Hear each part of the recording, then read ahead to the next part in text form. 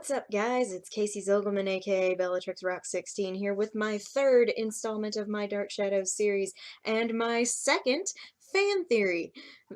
You guys have been wanting me to do another fan theory for a while, so here's another one. Today, I'm going to be debunking an interesting piece of Dark Shadows lore known as Angelique's painting, and its strange powers and link to her physical self.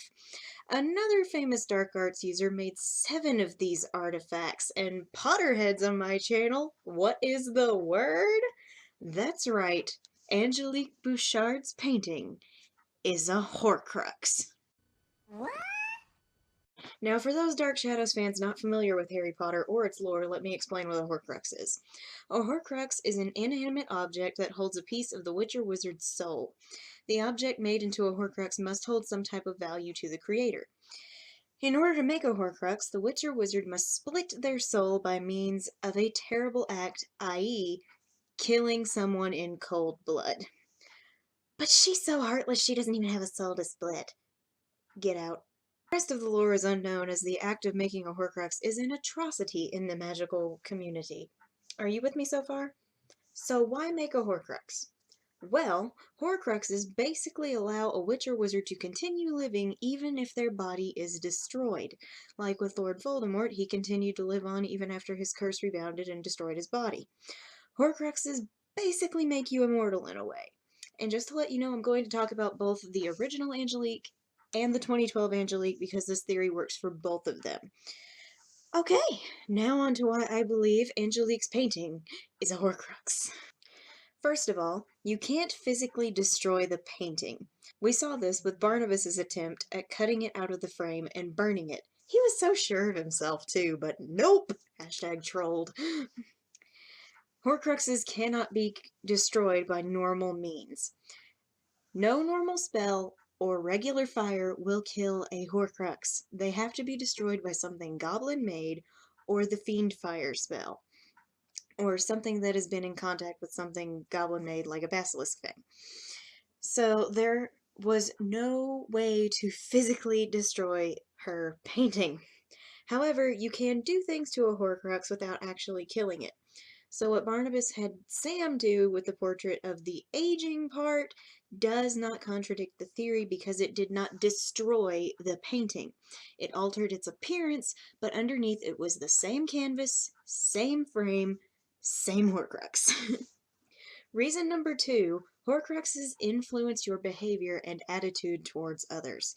For instance, it can make a pleasant person turn nasty and vengeful, like poor Ron when he was wearing the locket Horcrux in Deathly Hallows. Horcruxes bring out the worst sides of people because they feed off of negative emotions. Why? Because they are made by dark magic. Dark magic therefore influences a person's behavior to change for the worse.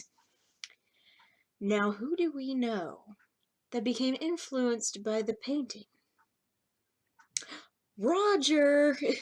A mild-mannered, most of the time, pleasant man turned crazy and murderous because of Angelique's painting.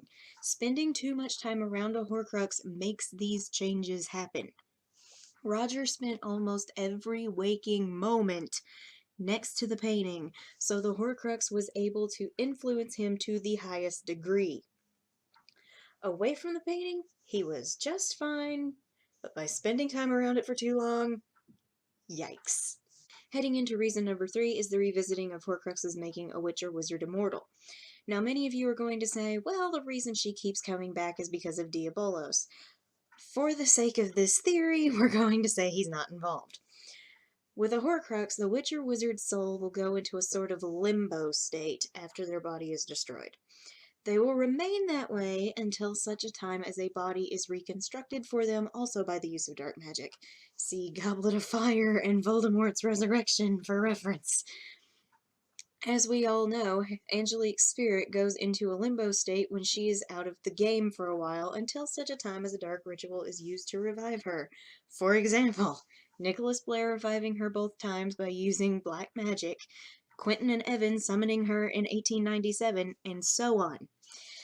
These, of course, are after she's been strangled, aged to death, burned alive, and exorcised supposedly out of existence. But thanks to her secret Horcrux, she goes into limbo state waiting for the next revival. But the painting disappears and we never see it again, so how do you explain that? Disappeared, yes. Destroyed, no. Ergo, the Horcrux is still in play throughout the rest of the series. But Lamar Trask got her for good in 1840. That's only because the series didn't continue with those characters. If they had kept on with the present time crew, the Horcrux would have kicked in and she would have been back. A little math for you all. That one Horcrux was made with the Josette kill. One split leaves her with half of her soul, which would explain why she still had some vulnerability. Okay, I think that about wraps it up for the original Angelique. Now let's talk a little bit about the newest version of our lovely blonde friend. This Angelique not only has one Horcrux, but at least 4. Again, paintings, but the ones hanging in her office. 4 Horcruxes because she killed at least 4 characters that we know of that were physically talked about in the movie. And those people are Barnabas's mother, his father, Josette, and Laura. At least 4 of those paintings, 4, are Horcruxes. More Horcruxes make a witch or wizard a hollow shell when they only have a tiny fraction of their soul left. So let's do some math with these kills. 1 split for Joshua would leave Angelique with half of her soul. 1 for Naomi would leave a quarter. Josette would make an eighth. And Laura would round it off, with Angelique having only 1/16 of her soul. Hollow shell. How do we know she's a hollow shell?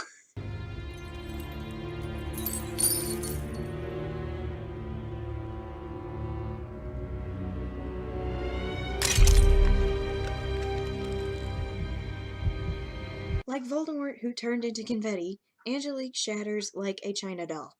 However, with 4 Horcruxes at her disposal, she'd be back.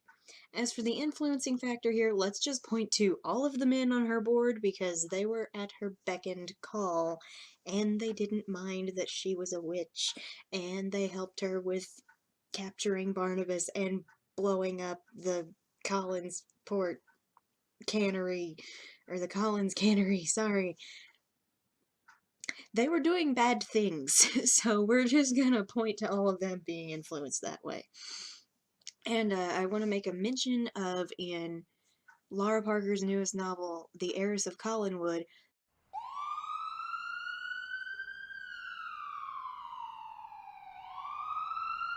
the painting comes back! It's back! And it's still the same way. Only the crazy thing that happens is Vicky does manage to destroy it with a knife. I'm gonna go out on a limb here and say that maybe, just maybe, this knife was goblin made and sold to muggles and no one knew it. Because when she stabbed and ripped the painting, you heard a sigh and there was a rusty stain on the back of the frame. She killed the Horcrux. Fam! Y'all, like, this theory's pretty legit, if I may say so myself. So there we have it. That is my theory on why Angelique Bouchard, 1966 and 2012, has Horcruxes in the form of paintings. I had a lot of fun coming up with this one and didn't really have to stretch too far since it's so friggin' obvious. If you enjoyed this video, please leave a like, weigh in on whether or not you think this theory could be true in the comments below. And that is all I have for now, so I will see you later.